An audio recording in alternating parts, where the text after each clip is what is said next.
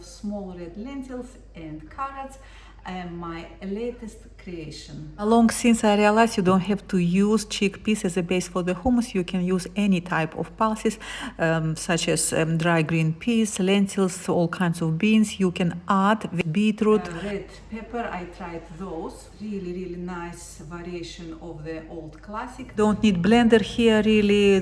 Food processor, so less washing, less time.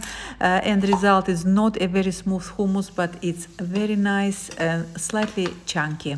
Fry onions and cook lentils. Stir away as much as you like. Add water if you feel they're a bit too dry. We're aiming for a mushy result at the end. Cook onions a bit and start adding carrots. I do it in batches. Once a batch of them is ready, I would add them to the pan to save on time.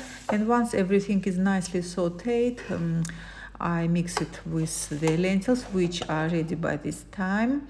We'll be making hummus only out of half of what we made just now. The other half I will keep for the soups, or I might freeze it for later.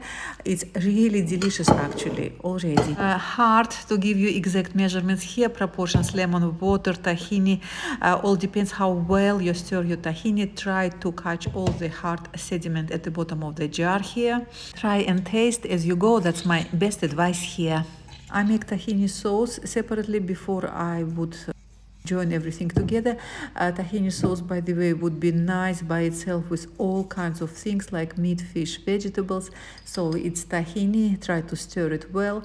Fresh lemon juice, garlic, 1 clove only is enough. Cumin and Aleppo chili flakes here, which are optional, and some olive oil, warm boiled water to reach the desired thickness. I decorate my plate with lots of olive oil and some paprika.